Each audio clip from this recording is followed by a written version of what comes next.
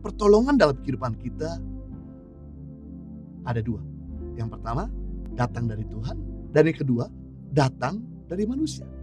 Pertolongan dari manusia terbatas. Dan kadang-kadang mengecewakan. Tetapi pertolongan dari Roh Kudus tidak terbatas dan tidak ada ujungnya.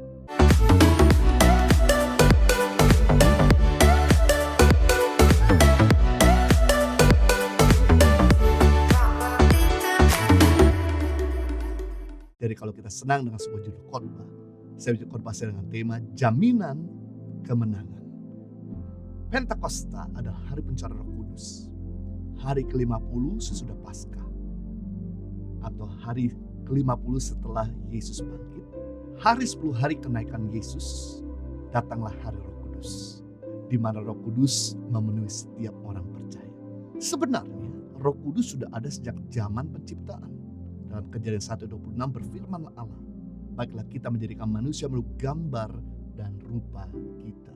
Kata kita dalam ayat ini bukan bentuk tunggal, tapi bentuk jamak, yaitu ada Allah Bapa, Allah Anak, dan Allah Roh Kudus bekerja bersama-sama dalam menciptakan manusia, langit, bumi, dan segala isinya. Jadi kita bisa melihat bahwa pekerjaan Roh Kudus sudah ada sejak dalam penciptaan. Bahkan dalam perjanjian lama karya Roh Kudus bekerja kepada beberapa orang seperti imam, nabi, dan raja. Kalau dalam perjanjian lama Roh Kudus bekerja kepada sebagian orang, bukan semua orang, tapi di hari Pentakosta ini merupakan gong di mana Roh Kudus memenuhi setiap orang percaya. Kenapa Roh Kudus memenuhi setiap orang percaya? Karena dengan berjalan waktu dan bertambah usia membuat dunia ini tanpa problem, baik kualitas maupun kuantitas. Krisis ekonomi melanda secara global, daya beli masyarakat melemah, tingkat pengangguran bertambah, kemiskinan meningkat. Angka kematian akibat COVID pun tidak bisa dibendung. Semua ini membuat orang menjadi apatis dan pesimis. Namun yang luar biasa, Tuhan Yesus berjanji sebelum dia naik ke surga bahwa Bapa akan mengirimkan Roh Kudusnya bagi kita. Nah, kita akan belajar ada 3 fungsi Roh Kudus. Yang pertama, meneruskan pekerjaan Tuhan Yesus, yaitu menolong umat manusia. Yohanes 14 ayat 16, aku akan meminta kepada Bapa, ia akan memberikan kepadamu seorang penolong yang lain. Dalam bahasa Yunani, Parakletos, Roh Kudus, supaya ia menyertai kamu selama-lamanya. Pertolongan dalam kehidupan kita ada 2. Yang pertama, datang dari Tuhan. Dan yang kedua, datang dari manusia. Pertolongan dari manusia terbatas. Dan kadang-kadang mengecewakan. Tetapi pertolongan dari Roh Kudus tidak terbatas dan tidak ada ujungnya. Karena Roh Kudus omnipoten, maha kuasa. Roh Kudus omniscience, maha tahu. Roh Kudus omnipresent, maha hadir. Ada 3 bukti pertolongan Tuhan atau pertolongan Roh Kudus. Yang pertama, pertolongan Roh Kudus itu nyata. Bukan cerita fiction atau cerita dongeng atau khayalan. Tidak usah jauh-jauh.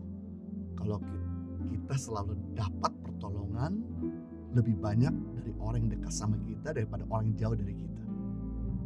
Kalau orang yang jauh dari kita, kemungkinan pertolongan sulit untuk menjangkau kita. Tapi kalau orang itu dekat dengan kita, maka pertolongannya sangat terukur, terjangkau bagi kita. Kalau sudah jauh-jauh waktu perusahaan besar nomor 3 di dunia, saya nggak usah sebut ya. Perusahaan ini ada perusahaan di mana dia mengaudit perusahaan-perusahaan sebagai perusahaan konsultan untuk perusahaan tersebut bisa berkembang. Suatu kali dia volunteer untuk meminta dan mengaudit semua data keuangan Yayasan Tangan Pengharapan. Langsung kami berikan semua data-data dan kemudian dia pelajari dan dia mengambil sebuah kesimpulan bahwa Yayasan Tangan Pengharapan bisa jalan dan orang-orang memberi donasi karena kenal kami. Saya bersama istri, karena mereka tahu kami, karena mereka itu dekat dengan kami. Makanya mereka support Yayasan Tangan Pengharapan. Membuktikan bahwa orang yang dekat sama kita lebih banyak bantu daripada orang yang jauh sama kita. Nah, Roh Kudus adalah Allah yang berkuasa. Dan dia itu ada dalam diri kita. Sangat mudah bagi Roh Kudus untuk menolong pergumulan kita. Yohanes pasal 14 ayat 16, aku akan meminta kepada Bapa, Ia akan memberikan kepadamu seorang penolong yang lain.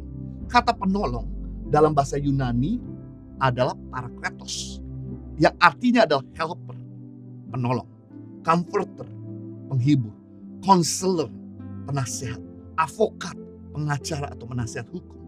Jadi parakletos ini adalah seseorang penasehat yang dipanggil untuk menolong saat seseorang mengalami kesulitan. Parakletos adalah seseorang penghibur yang mampu mengubah semangat yang patah menjadi seorang yang gagah berani.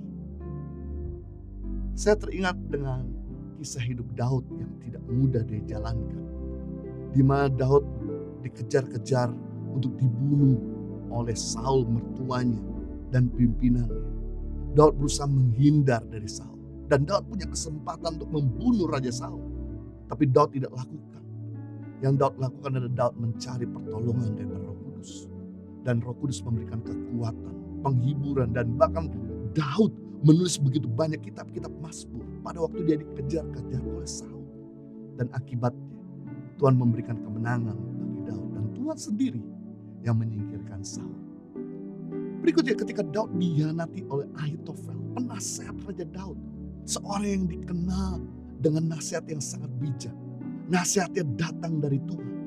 Ketika Ahitofel mau kudeta Daud, Daud lakukan dalam mencari pertolongan. Daud mengetahui bahwa Daud gak sepintar, sebijak daripada penasehat, tapi dia lakukan, dia cari nasihat dari Roh Kudus. Apa yang harus dia lakukan? Dan akibatnya Tuhan sendiri menyingkirkan Ahitofel dan membuat Daud makin dipromosikan oleh Tuhan. Ketika Daud dihina oleh istrinya Milka, putri Raja Saul, Milka memandang rendah Daud karena Daud menari dan memuji Tuhan dengan segenap hati. Lalu Milka meninggalkan Daud kembali ke rumah Raja Saul. Daud ditinggalkan oleh istrinya, tapi Daud mencari pertolongan Tuhan dan Daud beroleh kekuatan. Ketika Daud mau dikudeta dan dibunuh oleh anak kandungnya sendiri Absalom, Daud lari dari istana dan meminta pertolongan Tuhan, dan terbukti Tuhan melindungi Daud.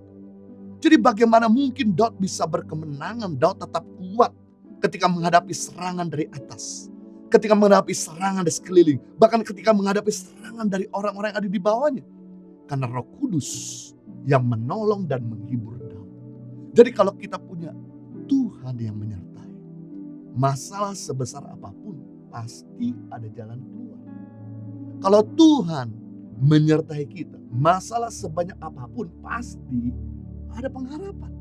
Kalau kita punya Tuhan yang menyertai, masa sesulit apapun pasti ada pertolongan. Karena pertolongan nyata bukan cerita khayalan.